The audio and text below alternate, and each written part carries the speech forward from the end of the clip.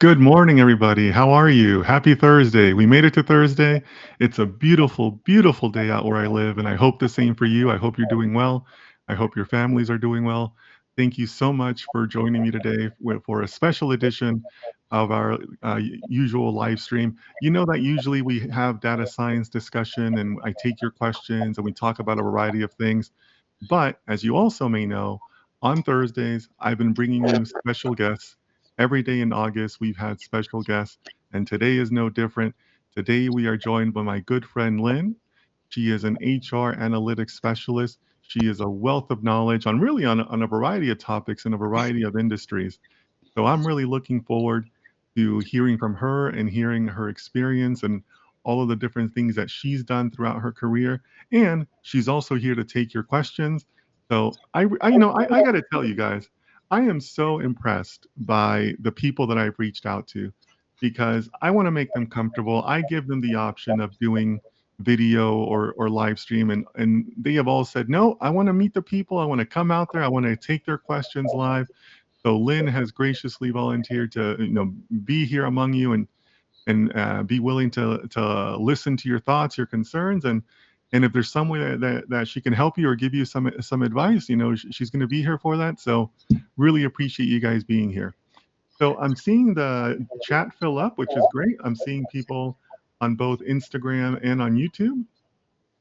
Um, if you are on Instagram, it might be easier to switch over to YouTube where we have a little bit more of a widescreen view, but it's up to you, whatever platform you're comfortable with. I have put the YouTube link on the Instagram chat for you to click on and then you can view us on YouTube.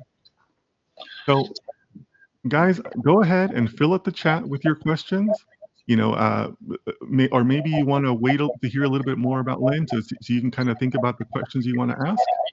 But really looking forward to this and really happy that we can have these types of special interviews or special streams for you. So Lynn, thank you so much for joining us. Thank Lynn, you. now Lynn, I know your background because we worked at City together, but would you like to share your background and maybe a little bit of your career history or Sure, your favorite topics that you want to talk about today? sure. I will. So first and foremost, Dennis, thank you so much for asking me because um, this is my heart. I've spent my career in what I call financial services or financial service adjacent. And as Dennis mentioned, part of that time was at Citi. I was the global head of HR reporting and analytics. Actually, it was called Human Capital Reporting and Analytics, HCRA.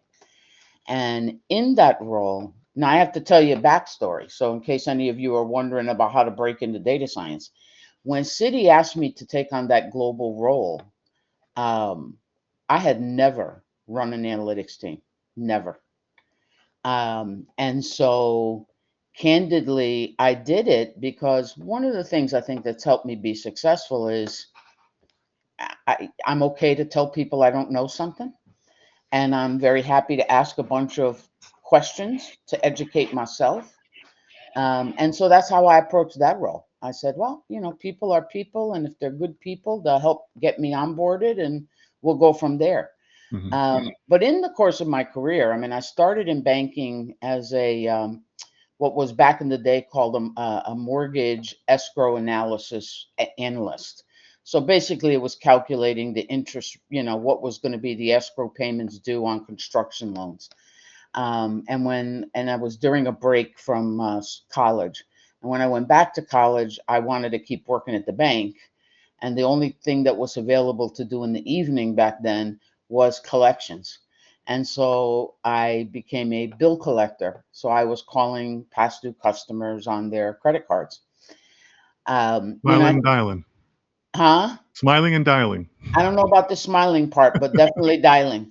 Uh, and and it's funny because when I talk to people about being in financial services, I think if you've never worked in that vertical, the vast majority of people just think about the branch, Yeah.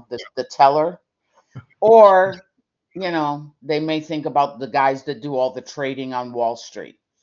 And I think what a lot of people miss and don't realize is that the reason I've spent an entire career in the vertical is because I have been so extraordinarily grateful and fortunate to have done so many different things under the umbrella of financial services.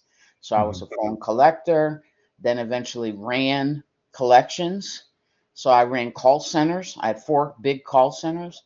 Um, but then I got into projects because I wanted to understand that piece of work. So I started doing business requirements, technical requirements for a big card project. Um, and then I did card product development, and then I did client management.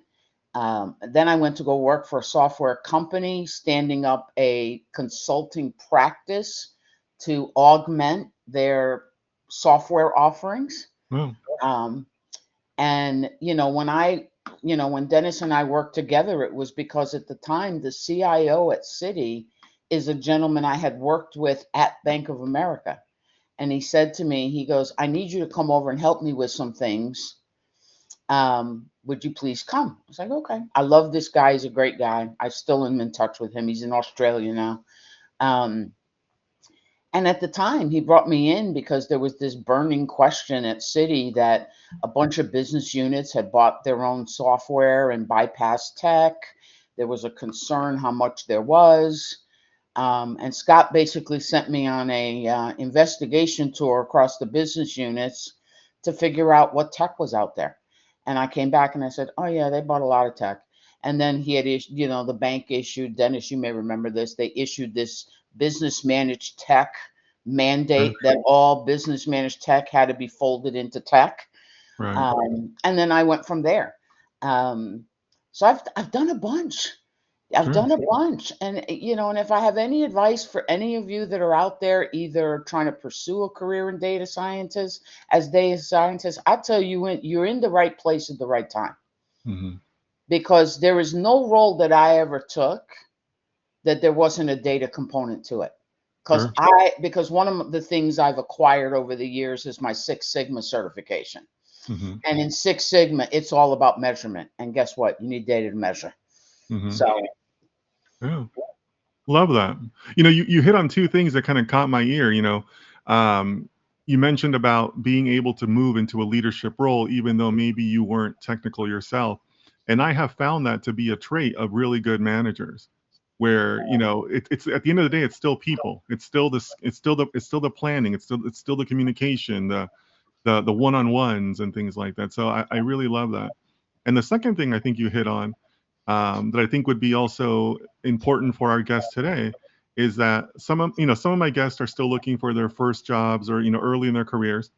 So you mentioned some of the policy side of all these tech projects that you don't necessarily think about, or maybe you didn't even know about when you're in school or starting out, where there's all this like policy overhead it's more than just writing code and being technical. There's all this policy overhead that you have to deal with. So thank you so much for touching on both of I, those. you know, and if I could expand on that ever so much. So what you just said reminded me of my interviews at Citi.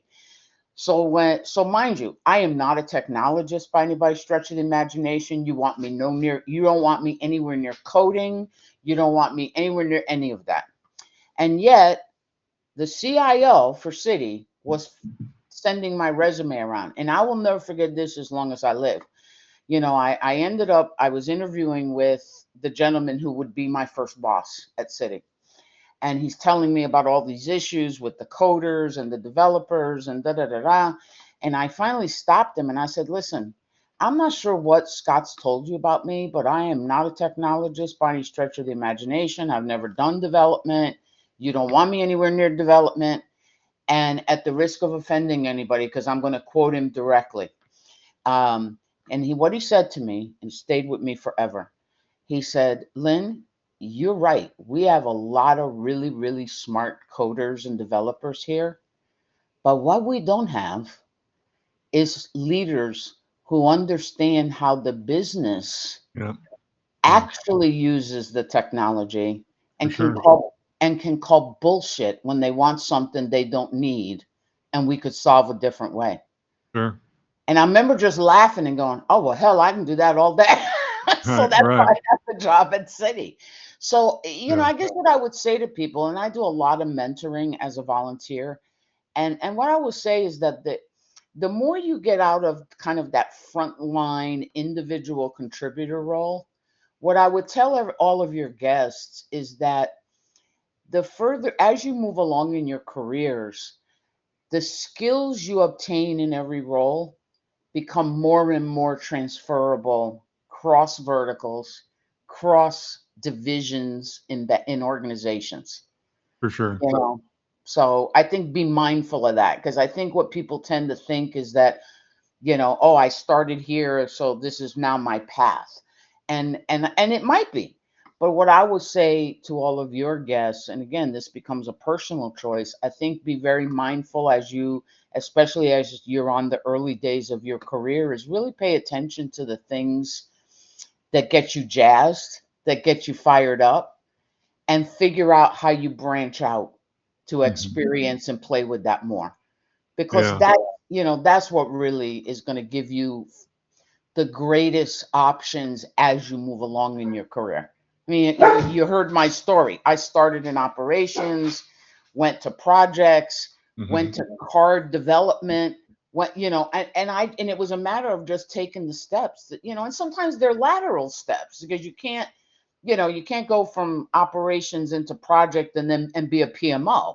So, right. I went from running 150 people to being back at an individual contributor writing requirements.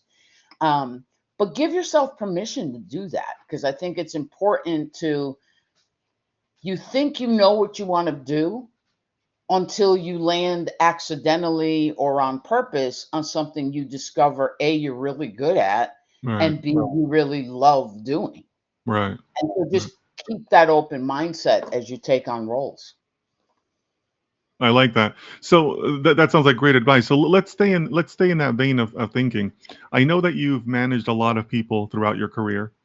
So Largest shop was 800. I had 800 people across 4 call centers. wow, that's a lot. That's a lot.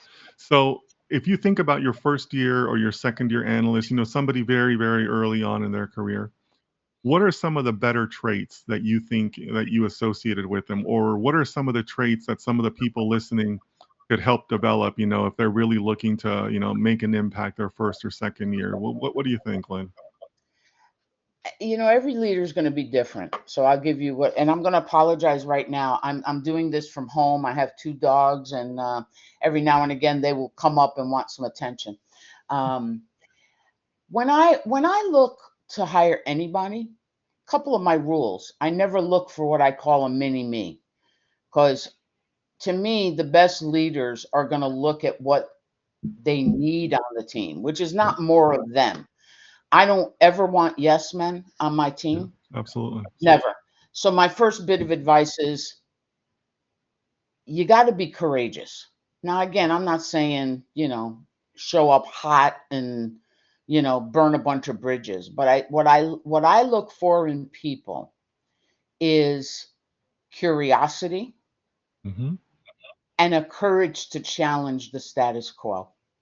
Absolutely. Now, so when I think about my analysts, because this is a God's honest true story. Like I said, I didn't never run an analyst team.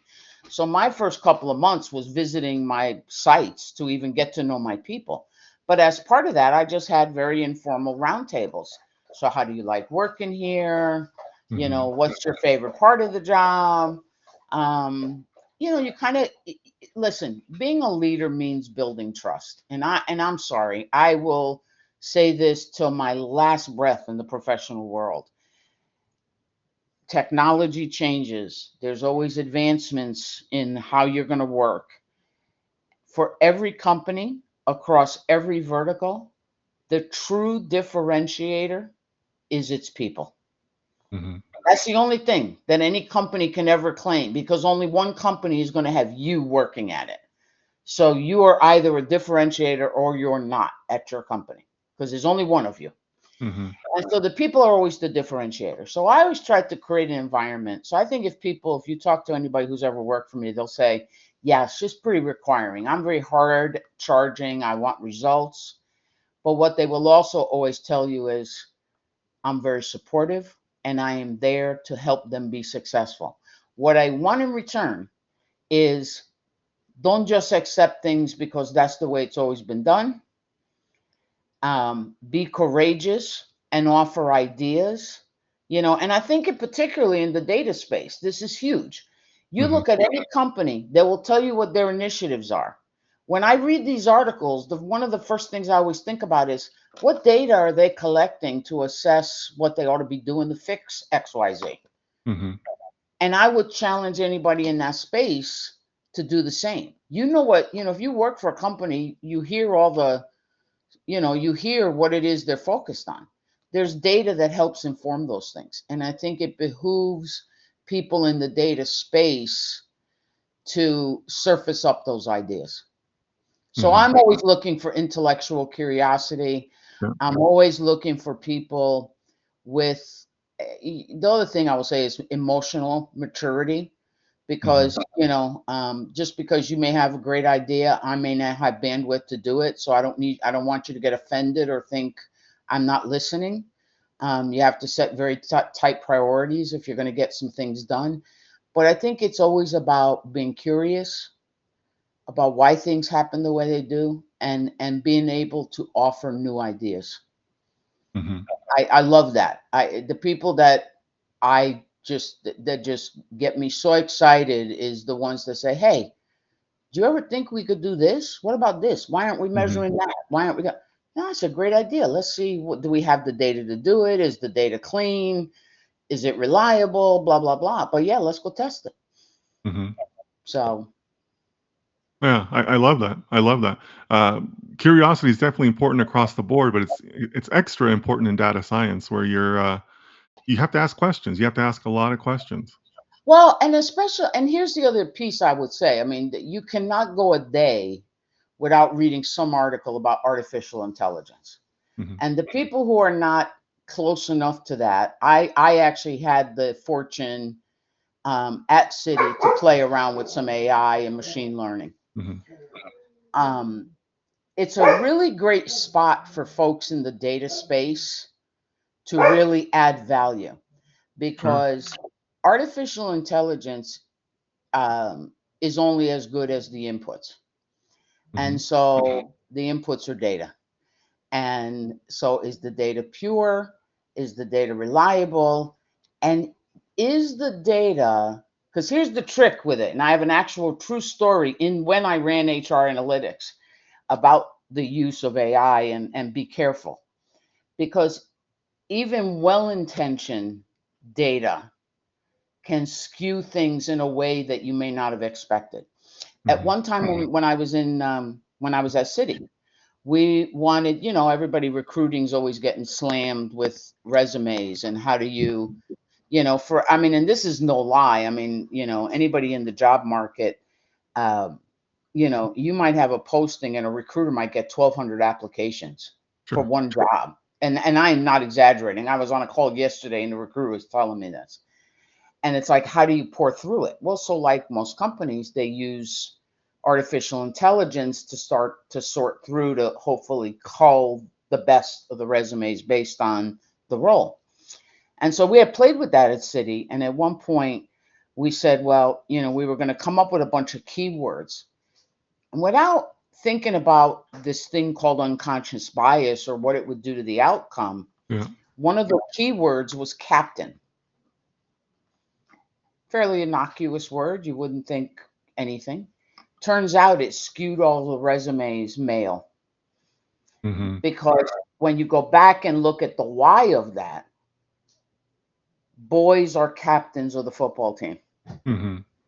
Boys, you know, are captains of this, that, or the other. There are very few things that, a young lady might do where she's going to describe it as being the Right. captain of.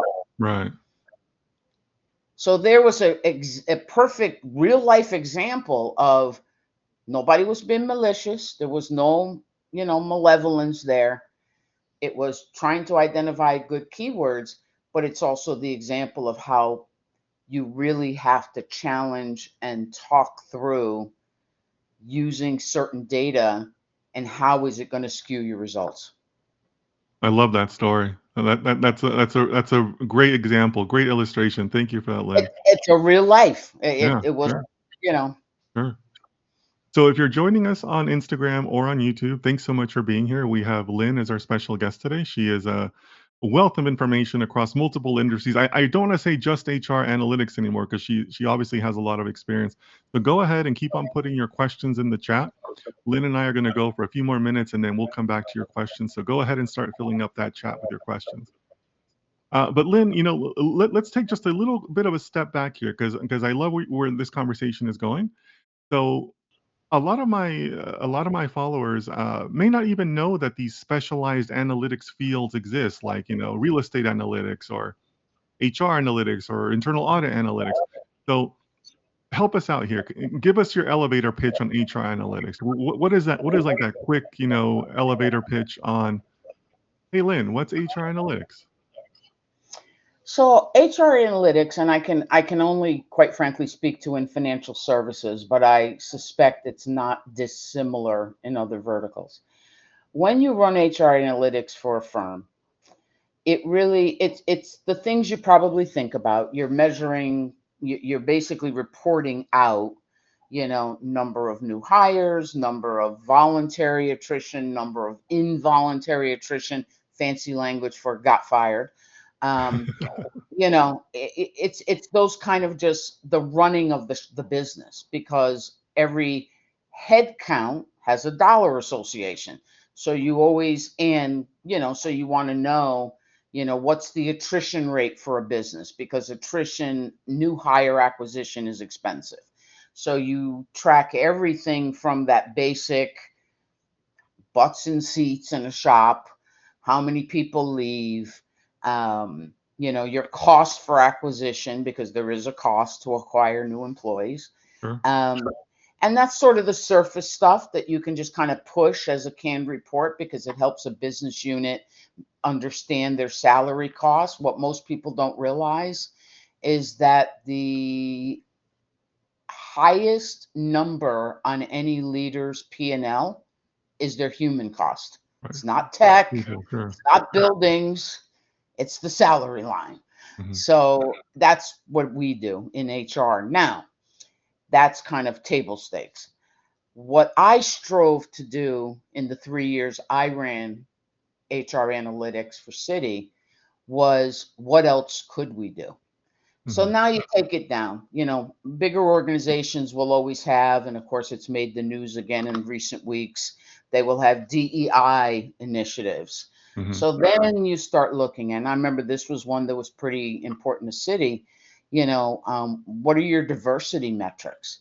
Now, diversity is interesting because it's a self-disclose, not mandatory at the time of application and onboarding. So part of the challenge is it's a self-disclosure. Anybody who's ever filled out an application knows Hmm. when it starts asking you gender, ethnicity, race, you always have a "I wish not to disclose" button on those apps. So all of that information comes in. But if you are responsible for diversity, and I would say the only reason to be responsible for diversity, this is Lynn's opinion, not sanctioned by any company, is I personally believe um, businesses ought to reflect the communities they serve. Hmm. So I think diversity is important, and I think it's also important because to me, diversity is about more than just kind of the check the box things. It's also diversity of thought. That being said, so in Hmm. HR analytics, it goes back to what I said earlier. What are the goals of the firm around how you manage this most expensive asset at an organization, the human capital? How do you measure that? And what are you trying to accomplish with it? Hmm. So then you start looking at everything from what is your makeup of men and women, different minority groups, veterans, disabled populations. Um, it's also, where are you getting your performers from? What colleges are they graduating from? Um, and there's all kinds of ways that you can use the data. But it really, at the end of the day, what HR analytics ought to be about is what are the goals of a business unit with respect to managing this extraordinarily important piece of the puzzle? Because I'll go say it again, the people are the differentiator. Hmm. So if you understand that, and and then how you deal with them and how you help them be successful. So HR analytics really at its best is understanding what are the primary goals of a business unit with optimizing its people, performance, opportunities, career growth, all those things. And how do you let the data inform that, help them make those decisions? Wonderful, wonderful. You know, I like your message there, because that's something that I also include in my content, where um, even though you're doing data and you're a coder, or you're working in analytics, it all ties back to business impact, right? That's how we are all measured. It's It's not how business well you outcomes. coded, or how fast. It's do, do you have some sort of measurable impact that you can show about the business, right? Everything ties back somehow to a dollar value, right? No matter what you're doing. So I love that you're mentioning that, because I think that's an important message that, again, maybe somebody earlier in their career wouldn't necessarily understand. If I can digress and share another real life story from when I took over the shop at City. Yeah, please. I came in, and like I said, I probably had, there was maybe 250, 300 people across 4 or 5 sites. Very, very smart people. These were some of the smartest people I ever worked with. Some of these guys were PhD data scientists. I mean, these were no joke individuals. Sure. But again, I come in, never ran something, but I got a process background. I'm a bit of a I've got a 3-year-old mentality where why is always my favorite question to ask. So one of the things, I started to just understand the new business I was running. How many reports do we push out every month? Canned reports. Just we generate them, push them out to the businesses. And I remember when I started, it was like over 5,000 of them. So when I went around my sites, I asked them, I said, does anybody know if anybody's reading these reports? We've been pushing them out for, I don't know, several years. Does anybody know Right. if anybody's reading these reports? Right. Right. Answer was no. I said, oh. I said, well, how about we do this? Now, I will confess, I have managed my entire career as ask for forgiveness, not permission. So that's a personal choice. I, Everybody I has know to where make. this is going. So at that point, I said, well, you know what? We're gonna conduct a somewhat unscientific test here, but we're gonna conduct this test. Right. I said, every report had a list of how many recipients. Some of these reports were going to 600 managers, 1,000 managers. I mean, City's huge, 250,000 employees, and we did all of the HR reporting for everybody, Sure. including the CEO's office and the board. So we went and looked at the reports, and I said to my team, I said, here's what we're going to do next month. These 10 reports, don't send them out.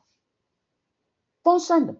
Right. Right. Let's just see who comes back Yeah. Who comes? Yeah. Sure. on the 6th or 7th of the month to ask where the hell their report is.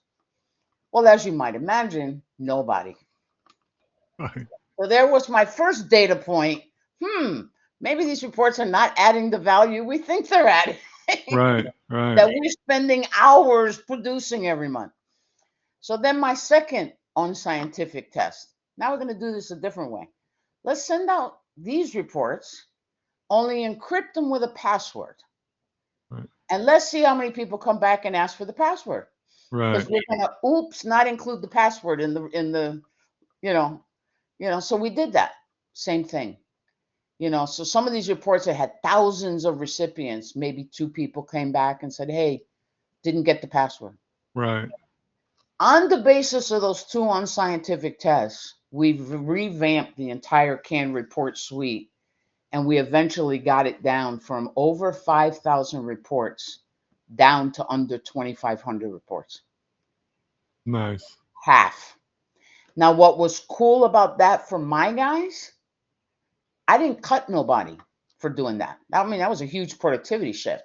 The way I sold that to the bank was we're going to stop producing these reports that clearly nobody's using anyway. But now I'm going to have my service delivery guys meet with you, and we're going to ask what kinds of customer reports you would want to get that would help you run your business better. And now, because you freed up my people, these very smart people, I can do something that's more valuable for your shop. Yeah. So that's how we did that. I love that. Yeah, you're hitting on a lot of topics there, and the one that I think just reminds me the most is sometimes when you're such a strict technology guy, right? Somebody comes along and says, "Well, why are you doing that?" And they say, "That's just the way we've always done it." I mean, Yep. just nobody's bothered to ask, right? Nobody's bothered to say, "Well, why?" So I love that story. And that's the thing that if I could, that I would beg and ask all of you as you're in those roles. Here's what I would say to you. It's not about where you are in the hierarchy. Always behave like it's your organization. Mhm. I always joke about if it was the Bank of Lynn, I would always say that. If this was the Bank of Lynn, is this how I want to spend these extraordinarily bright resources? And so when the answer for that is no, then I try to figure out, well, what can I have them doing instead? And that is not something that only somebody in a specific place in the hierarchy can ask.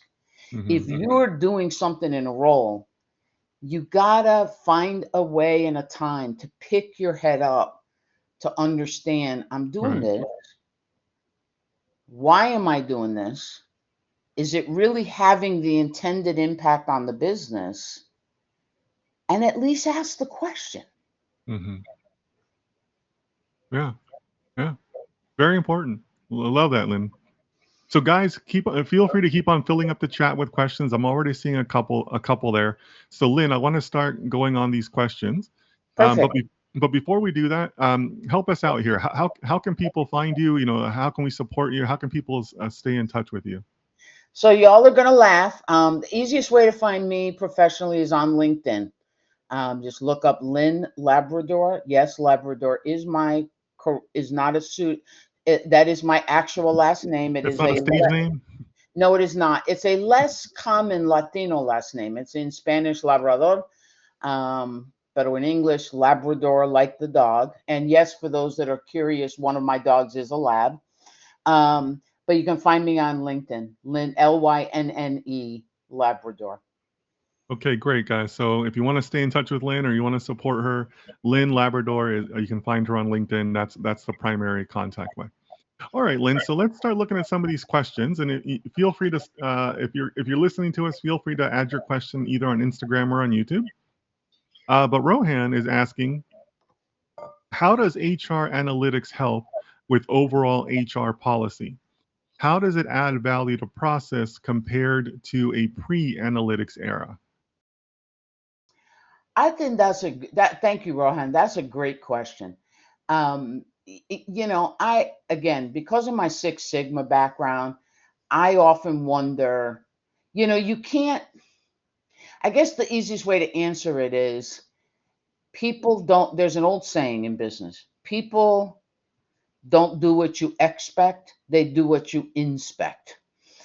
And I feel as though analytics is the inspection.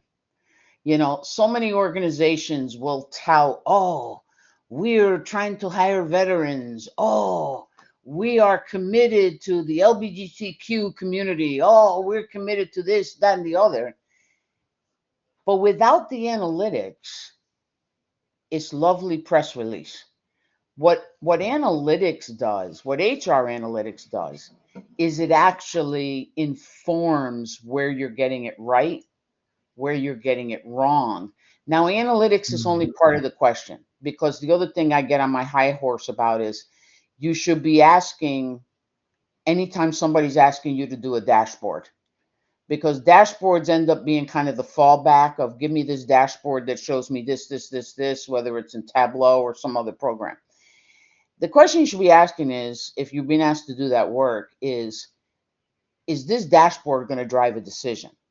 Because if it's not, then something's missing. And I think about that a lot when I would look at some of the diversity metrics, because every organization has different pay bands, and how you measure your diversity at certain leadership levels is you look at those bands. At Citi, C14, 15, 16 is where you start to get into the more senior leadership bands. Sure. And so then you start looking, well, on a self-disclosure, how many of them meet the diversity metrics? Well, you can report that number, but when you see the number so skewed, and you always do, sadly, what the analytics won't on a canned dashboard report is to tell you how and why.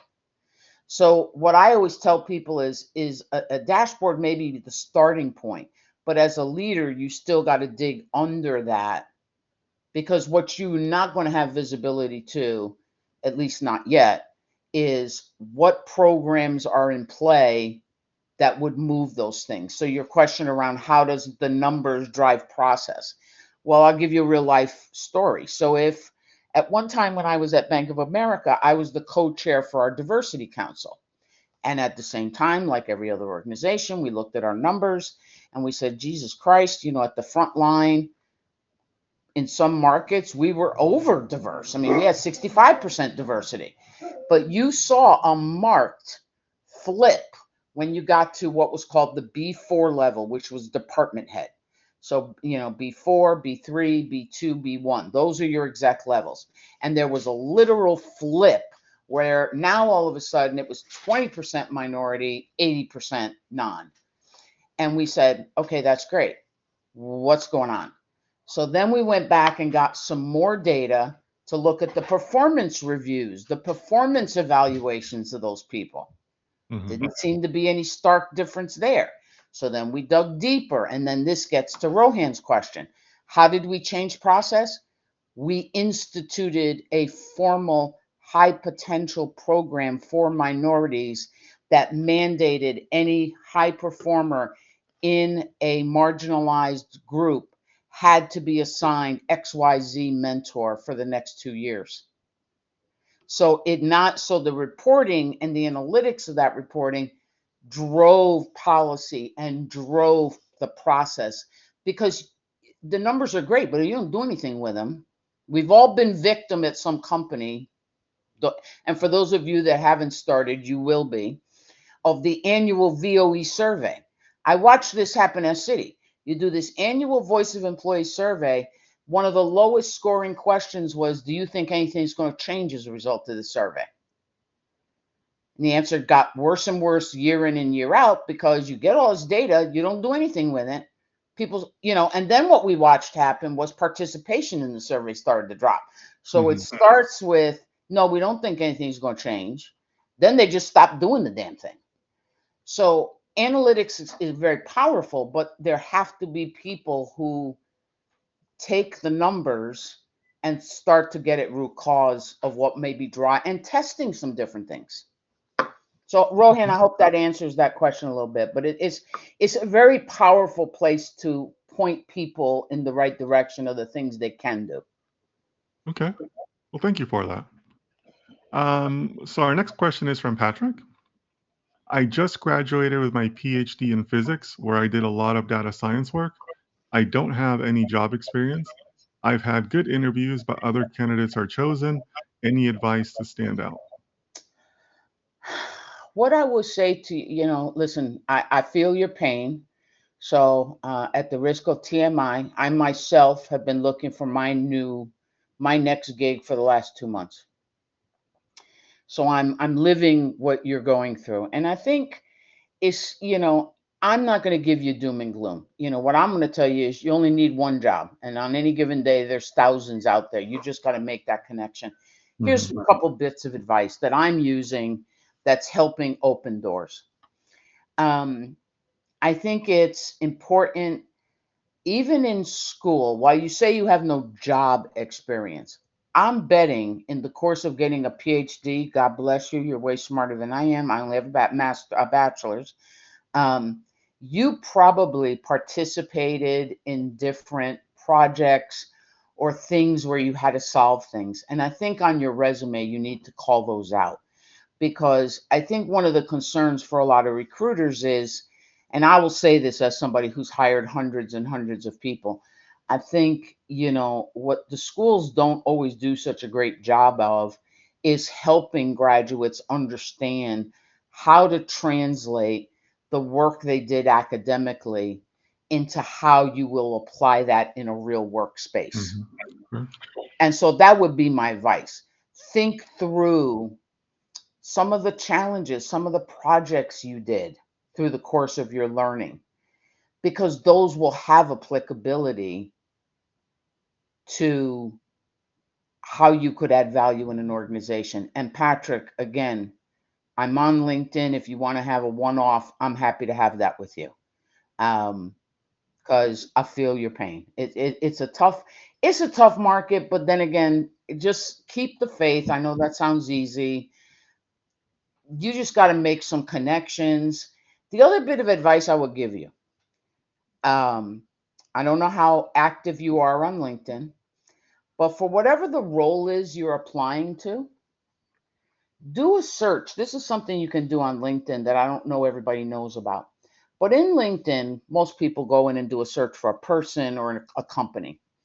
You can also type in the role you're looking for. So say you're looking for a role as a, data analyst or whatever the title is. Put that in the search bar and click the people. There's a button, there's a bunch of buttons that'll say jobs, company, blah, blah, blah. Click the people. What that will give you, and it'll be in the millions, oh, by the way, of people who in their profile summary list that job role as part of who they are. Hmm. You can further sort that for where you live. So like when I do it, because I still do it, I do operational excellence or I do transformation executive. I will click US or I will click Boston area because I live in Massachusetts. No, this is not a Massachusetts accent. I'm a New Yorker, but I moved here because of my daughter. Um, and yes, I'm still a Yankees fan and a Giants fan. Uh, but so, Patrick, you can go in LinkedIn and do a search on the actual job title you're looking for, do a search, click on people, and then find some people ideally, you probably have in your mind um, some target companies that you may be looking for. So now you'll have a list of people and it'll say current title, blah, blah, blah, at company X. Drop them a note. I'm a recent graduate, looking for my first role. I see you're in this field. Would love to get your advice on how to connect, on how to, open those doors. Would you be willing to connect? Send it Hmm. as a connection request. And if they accept, set up time with them, a half-hour conversation to just talk to them. What do you like about your job? What do you like about this company? What advice would you give me? Here's the magic in that. You're not calling them to ask them for a job. But 9 times out of 10, if you make the right impression on them, they'll offer to help you. Hmm. And that's when you can say, well, I'd love to give you my resume if you know anybody, blah, blah, blah. You'd be shocked how often that happens. I had a conversation with the chief risk officer at Eastern Bank on Friday for doing exactly what I'm just telling you to do. People That's want to great. help. That's great. They don't know you need the help. So so that would be my advice. I Hopefully that. like that advice, Lynn, and I certainly have been the recipient of some of those similar emails. Um, Have you ever said but no when somebody did that? well, here's where I'm going with that. It depends. You got to craft it right, right? Hmm. Because there is Yeah, an art, it can't be the I'm looking for a job, come help me. They don't know you right? from Adam. Right. And And so, and I've gotten those, right? Yeah. I personally would not put my integrity on the line for somebody I don't know. Well, So, that's exactly what I tell people when I get some of those messages. It's like, hey, I don't know what your goal is here, but this is a very low probability message of hearing back, right? The hiring managers I know are never calling you back on this. So I would encourage the people listening to us. Lynn's giving us really great advice here, and as she says, she still uses it now. But please make sure that you're crafting those messages and in the meetings and the follow-ups with a level of manners and etiquette that is appropriate for the situation. Because otherwise, you're not going to have the same success. Yeah. I mean, like I said, you never want to go into a stranger and say, hey, help me get a job. Hmm. But having said that, I will also tell you I have templates for all of these things because I don't want to have to think about it. And Dennis is spot on. There's a way to craft it that is not asking for a job, does not breathe Sure. desperation, doesn't it really, and I'll be honest with you guys, it isn't about getting a job. Because I'm gonna tell you what, guys, whether you have a job or don't have a job, the thing what you need to think about in your careers, and if nobody's ever told you that, remember who told it to you first. There is no such thing as job security. But here's what is absolutely possible: career security. Jobs are fleeting. Anything can happen on any given day. It's happened to me 5 times in the last 20 years. Do I look unhappy? I am not. I don't ever expect job security, and not for nothing, that's very freeing. What I have is career security. Sure. How did I get career security? It's called creating meaningful relationships. This right here is what I do every day. When a former colleague who I've had a great relationship with asks me to do something, I do it. I don't get paid. Dennis doesn't get paid, but we do it because we have a meaningful relationship. Now, guess what? Tomorrow, if Dennis, who knows my background, were to come across a job that he thought I'd be perfect at, who you think's going to be the first person he reaches out to? The bambalan who just sent him a, hey, I need a job, help me? Or the person who gave without any expectations in an authentic way to build a relationship and have a relationship? That's who they're going to. So, no such thing as job security, but you absolutely own career security. The day I lost my job in June, that day alone, you would have thought I was a rock star. My phone blew up without me even posting anything on LinkedIn. I had 10, 20 people reach out to me the afternoon I lost my job. Hey, I just heard you're no longer with. How can I help? What can I do? That's the power of relationships, guys. Never minimize that. But they got to be authentic. Yeah. You got to be willing to give. It can't just be you reach out to somebody you haven't talked to in 5 years and all of a sudden you're going to ask them and say, hey, help me find a job. That's you got to cultivate those relationships, but they will create career security for you. Wonderful. I love that message, Lynn. Yeah, there's a whole art to crafting those, but it gets easier with practice. Especially when Um, you create a template. right. I legit have a template that stays within the 300 character limits of LinkedIn. Oh, that's right. There is a limit. Okay. Very It's nice. 300. I have it crafted down to where it stays within 280. I'm Wonderful. deadly serious. So if anybody, like I said, LinkedIn, come find me. Thank you, Lynn. All right. So Michael is asking, um, oh, right. Yeah. By the way, Lynn, I did want to touch on one more thing that you mentioned to Patrick also is I love your mentioning of, you got to keep your chin up, right? You got to keep a positive attitude. I try to encourage that in some of the other content that I put out because job searching is hard and it can beat you down, but you got to keep a positive attitude because that will come across in your interviews. If you're like Absolutely. beaten down, that will come across in your interviews and then you're swimming upstream. But Yeah. thank you for mentioning that.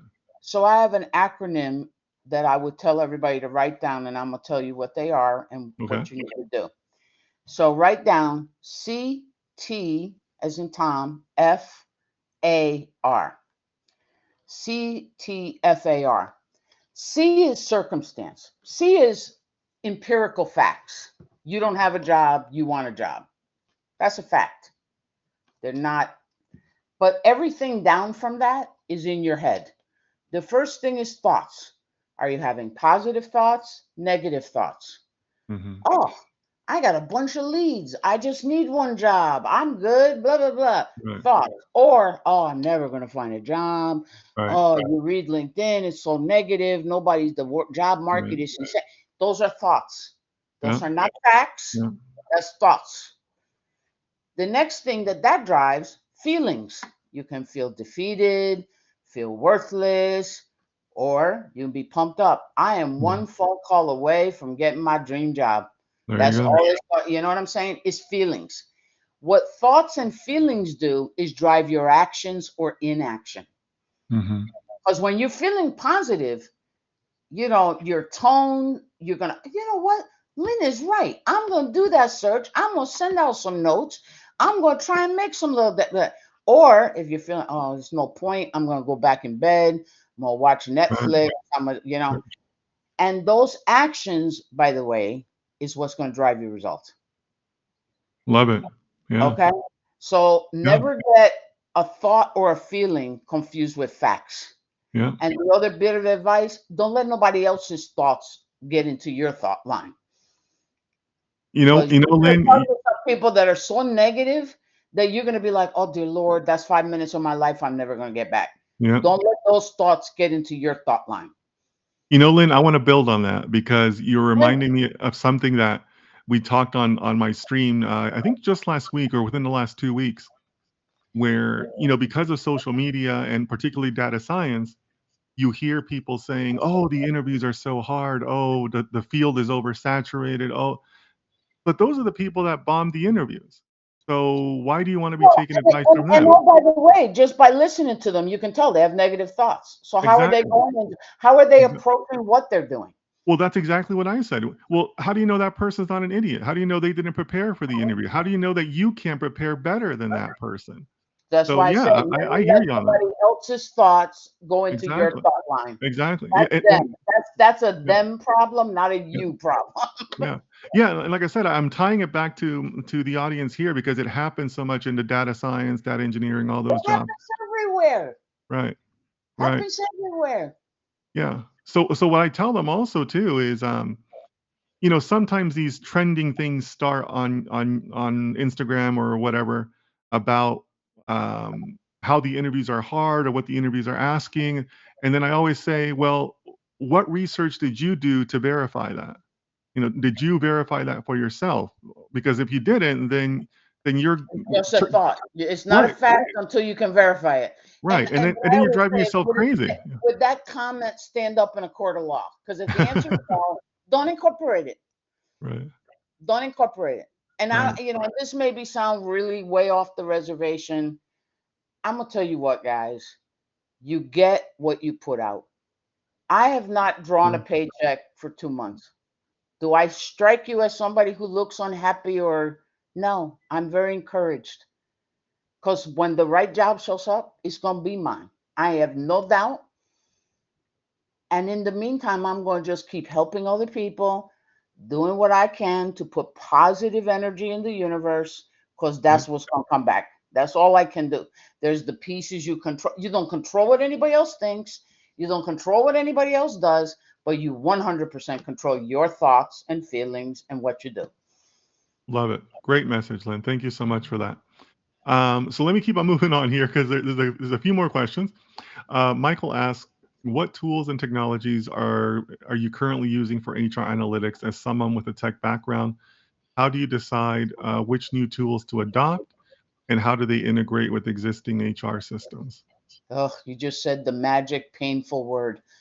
I'll tell you who's had a really great run in terms of a technology solution, and I actually lived through it. It was one of the last things I did at City. We went on Workday. Now, Workday is a big HR system Sure. that, again, the devil's in the details because what Workday does allow and enables, if it's installed properly and you can get everybody behind it, is it allows for a lot of self service. And so, there's a lot of things that people having to call HR or do something that Workday allows a lot of process automation. But in terms of picking a solution, it really depends because there's other solutions. I mean, you hear Paycom, Paycor, there's a bunch of other HR solutions out there. I think a lot of what it relies on is what's the size and complexity of the organization you're trying to deal with. A very small organization, you think of some of these tech startups, they don't have the money to invest in a work day, nor do they need it. So it really depends, so that's sort of what ought to be driving any technology spend, and I don't care what space it is what do you need it to do? What are your must haves, nice to haves?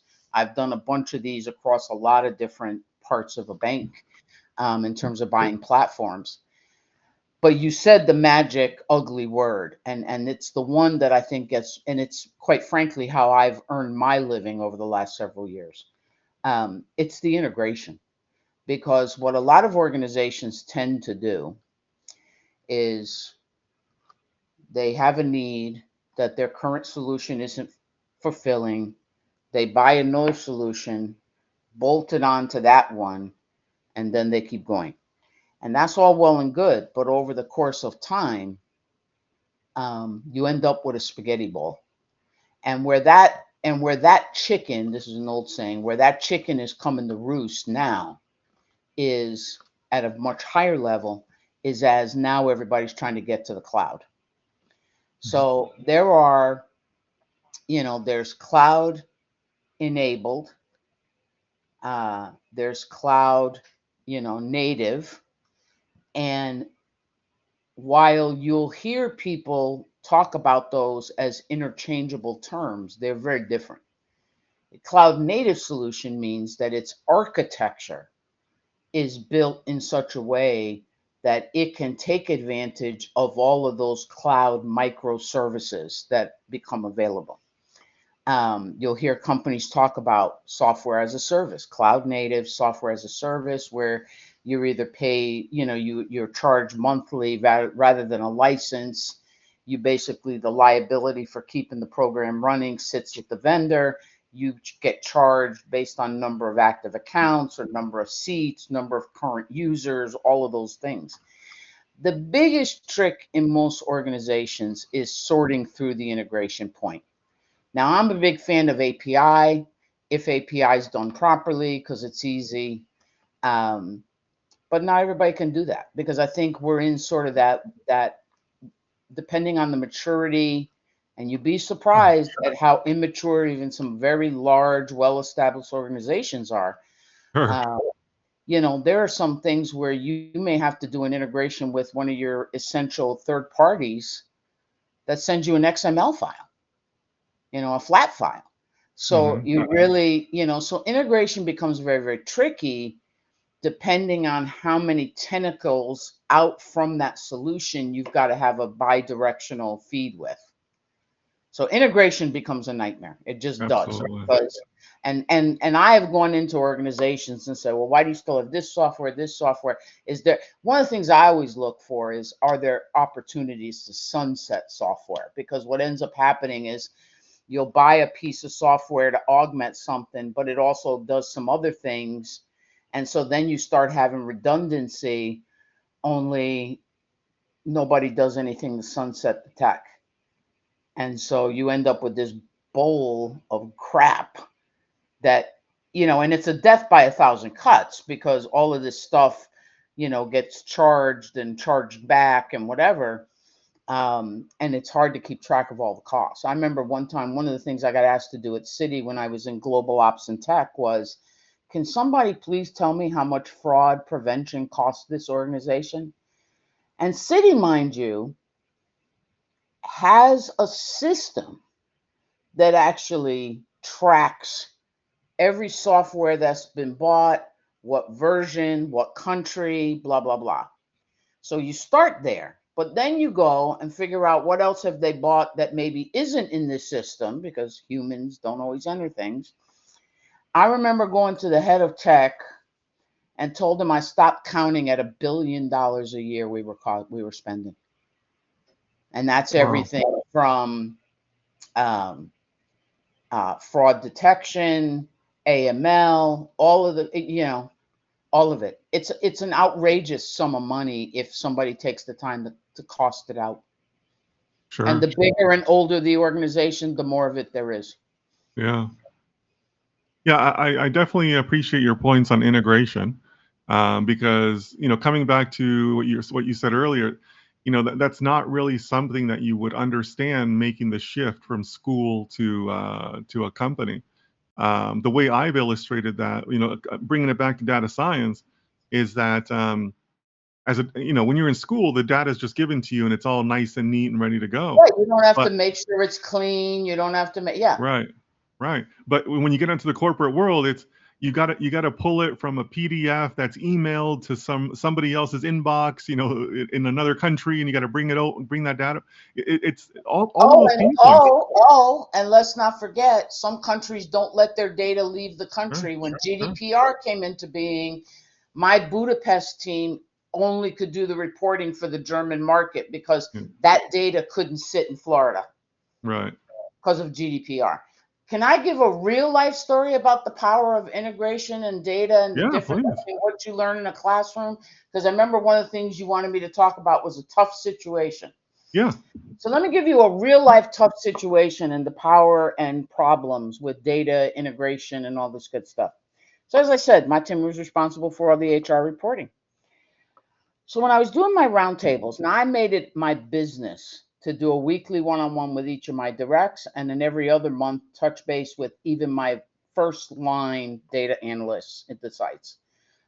And I remember sitting in a roundtable with them in Florida, and I said, it seems like some of these reports take a while, especially some of the candidacy slate reports. What's going on there? Why? Because so Citi used Taleo as its recruiting software. So that's what back then. Now it's Workday because we did convert to Workday, but back then it was Taleo. And so you had the applicant, the self-disclosure. We had already decided anybody who didn't disclose just went into this other category. Um, and I said, why does it take so long to get these reports out? Well, because some business units send those follow-up emails to change some of the data because they said there's something wrong with Taleo. Now, mind you, I had not heard that there were any problems with Taleo. So I went back and I went to IT first. I said, guys, I'm hearing from my guys that there's problems with Taleo. Is there anything in Jira? Is there anything in ServiceNow where anybody's reporting problems on Taleo? No. I said, all right. So I go back to my guys. Who's sending these notes? So there's a few different business units. Add this candidate, do this, do that. Like, Hmm. why? Problems with Taleo. Really? Why just check with IT? They say there's no problems with Taleo. Well, my recruiters in XYZ country don't like Taleo, so they don't always enter everything into Taleo. And I said, uh-huh. Well, and sometimes the candidate doesn't select this, and so then we do. I was like, okay, we're not doing this anymore. The bank has invested in a system. The data in the system, there's nothing wrong with it. If your recruiters need to be trained or have it be enforced they use the system, then you do that. But on this day, from now on, we're only going to report on what's in Taleo. And as the global reporting team, our report is the one that counts. You don't like the numbers, then you come to me and ask me if something is missing, and we'll look into Taleo. But if it's a training issue, deal with it.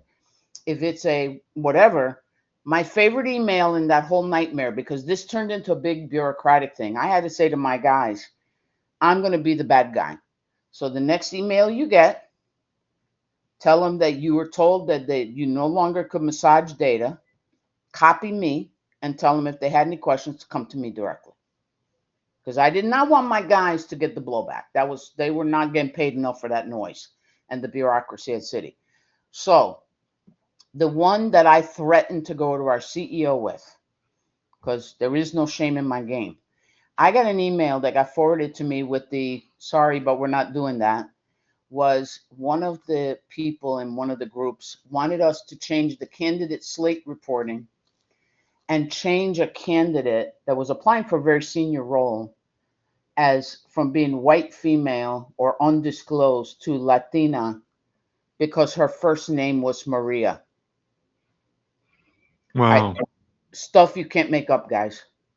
I went back to my guys and I said, listen, I'm not going to be an ass here, but I am going to be an ass because senior leaders, part of their comp, part of their incentive is hitting those diversity candidate slate numbers.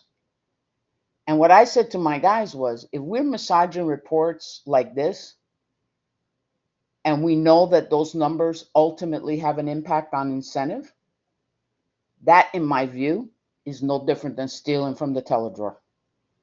We are not in that business. And I will go to Mike Corbat, who was the CEO at the time, and I will ask him what he thinks of this if we get any more pushback. That was probably the toughest situation that I ever dealt with. But fortunately for me, when I went to the leaders and explained my rationale and showed them this email with the names blacked out other than the context of the email, they were 100% behind. But again, this one of my analysts came to me with this. Well, this is the email I got. So it's, Wow. yeah. Very interesting example there, Lynn.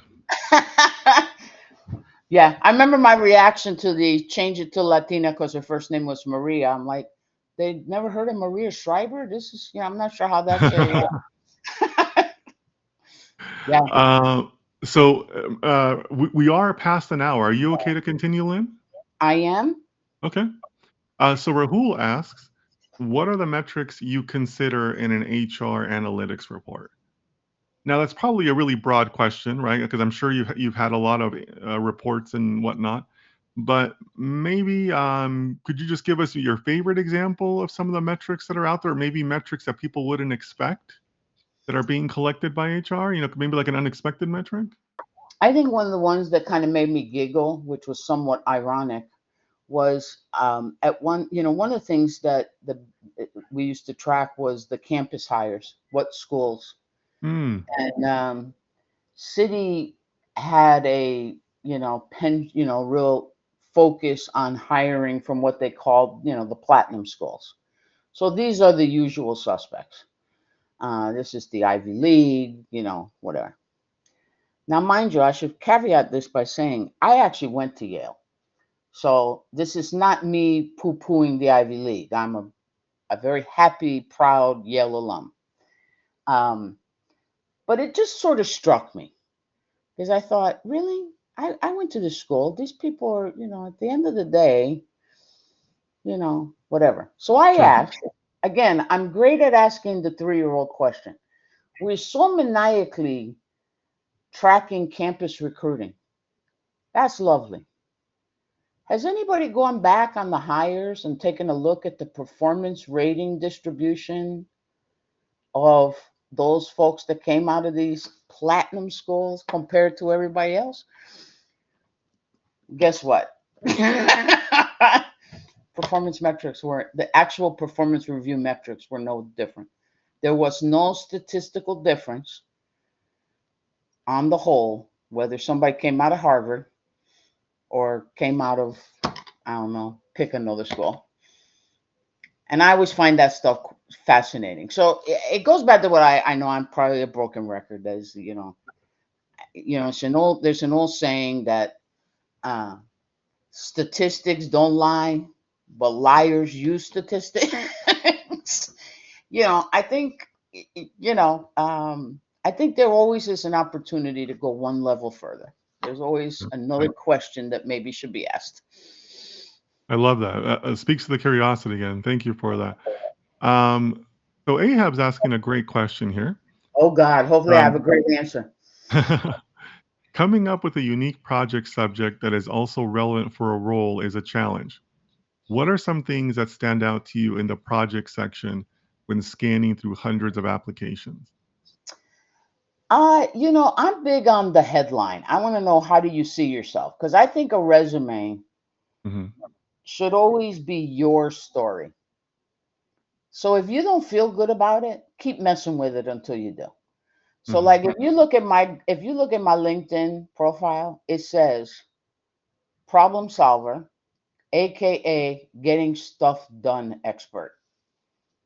It's not the most professional set of words you're probably ever going to see, but it is who I am. And so I would tell you that, when you're thinking about what to put on the resume, and I get that it's hard, particularly if you don't have any real life experience. So here's what I would tell you. When you look at it, so I'm going to answer this with kind of advice. When you are applying for a job, here's how I want you to think about what your resume, what that piece of paper you're going to send in says to a recruiter. Hmm. Look at the job description. And what you should do is, there's two sections, and then sometimes they're blended. It says skills and qualifications.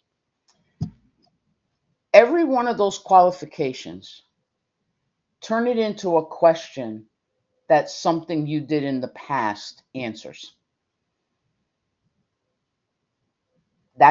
So if the job description says, oh, proficient with blah, blah, blah, blah, blah.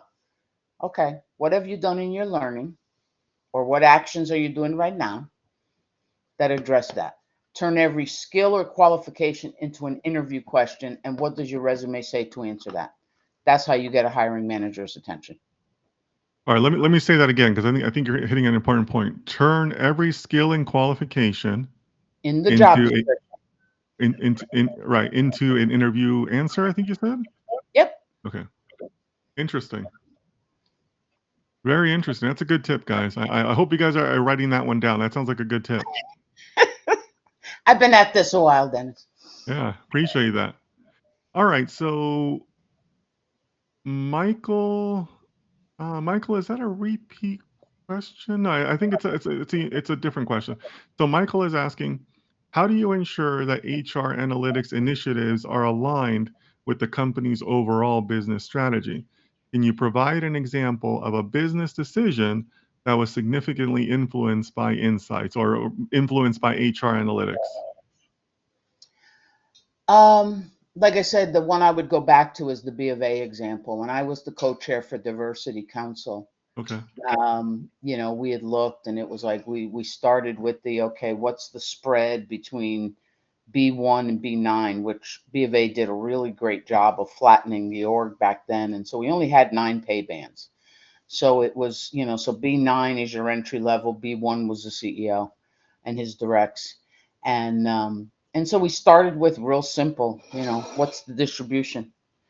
And, in those entry level jobs, like I said, we had no diversity issues. You could see, and like I said, in some of the entry levels, call center, for example, some markets we had 65% diversity. It was great.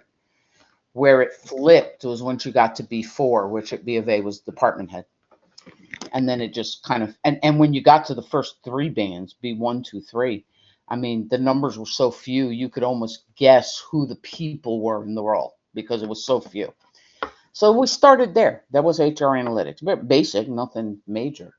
But what we did was we shared those results and said, Bank of America prided itself on, where there was an ongoing high potential list, and we said, well, let's take a look at those. Let's see how well represented our minorities are. And, so we actually put in programs, to infuse the high potential development programs to make sure they represented the numbers we wanted to see at the actual leadership level. But then we actually took the extra step and did a corporate initiative to pump more diversity by identifying people and putting in a formal mentorship program. And we tracked the numbers. And inside of 2 years, we started to see a difference in the distribution. So we didn't just do it and say, okay, we're done. We actually tracked Nice. that the actions we took were having an improvement. Now, when you start talking about careers and diversity and um, you know, jobs, promotions and stuff don't happen quickly. So you have to track it over a series. Um, but then the other thing we also were tracking was employee engagement. How were employees feeling? Because, I think when people feel invested in and valued, that they behave differently. So, I mean, there was lots of good that came out of that. Okay, great. Great. Thank you for that. Some really great feedback in the chat here, Lynn. Patrick says, thank you so much for the advice and the positive attitude. Good luck to you on your own hunt. Oh, thank you. Yeah, Ahab says, Miss Lynn dropping gems. Thanks a lot. Uh, Michael says, big gems. Leo says, absolutely great guest. So that's great. Let me go That down. This means is a really that means Dennis will invite me back again. It'll all be good, guys. That's exactly what it means. Ahab has a great question here. So Ahab asks, there is a lot of recruitment slash HR myths online. I would like to know maybe the biggest ones you saw, like recruiters who filter out resumes or non-tech people, systems do all the filtering automatically, so on and so on. So Lynn, could you share like what is your number one like top tip that people think about recruiters that may not be true or about the process? What do you think? What's a big myth out there? I think, quite frankly, depends on again. This goes back to the I don't let other people's obnoxious thoughts enter my thought line.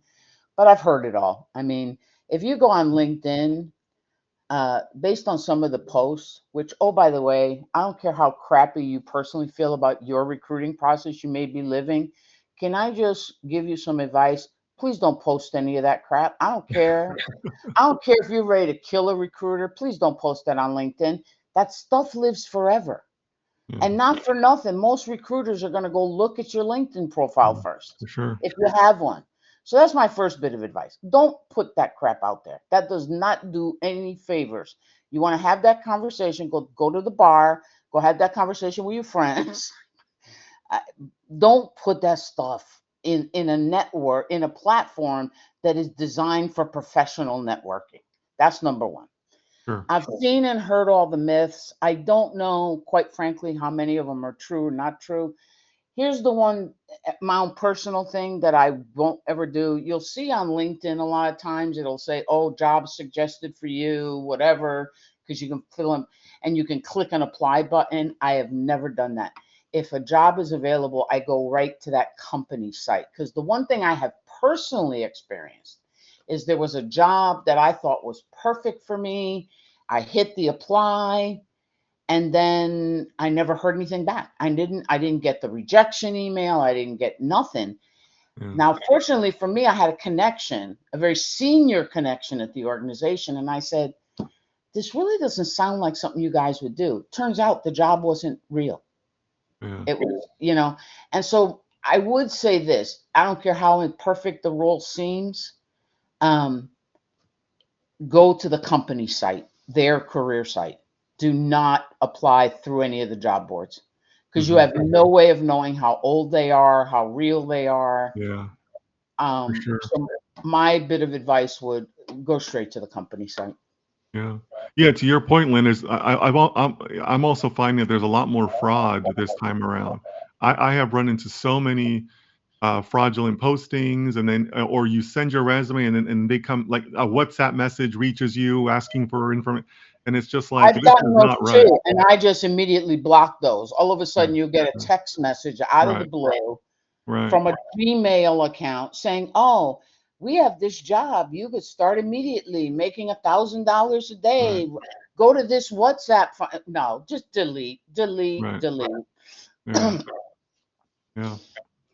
Um, Ahab says Miss Lynn is a G.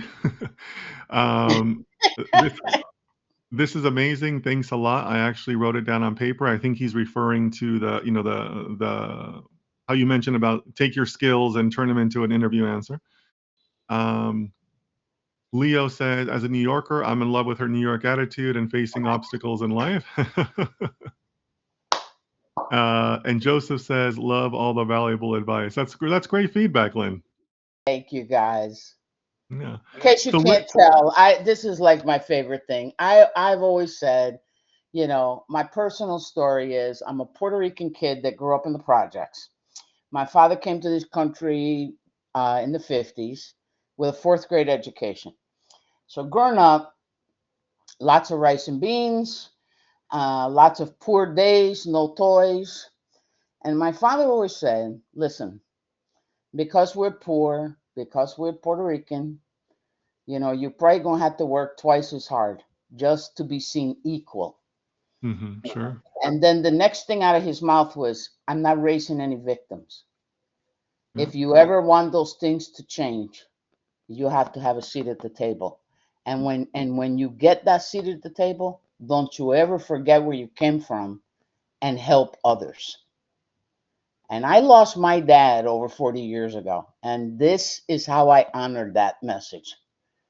Because, you guys, the challenges you're facing today, different than when I faced when I got out of college, but there's always going to be challenges. And what you need to do is build some relationships, have some people that you can trust and go to that are going to give it to you straight and give you some advice.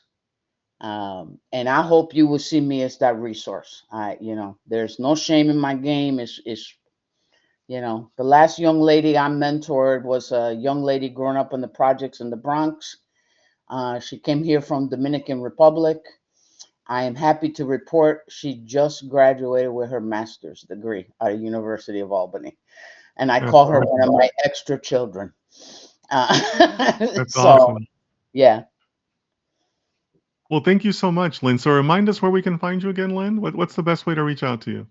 LinkedIn. That's I am very active on LinkedIn, so that's the easiest way. And then once we connect, we can exchange phones and emails and whatever else, depending on what somebody needs.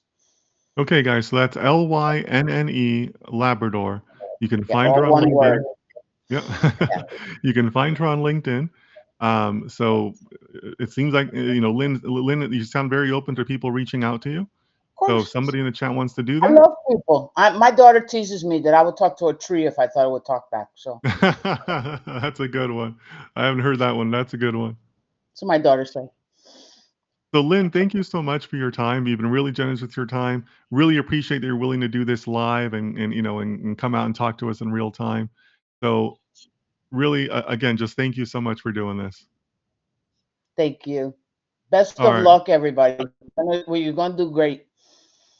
All right. Thanks, everybody. So that wraps up our latest edition. Until next time, take care of yourselves, take care of your families, and I'll see you next time.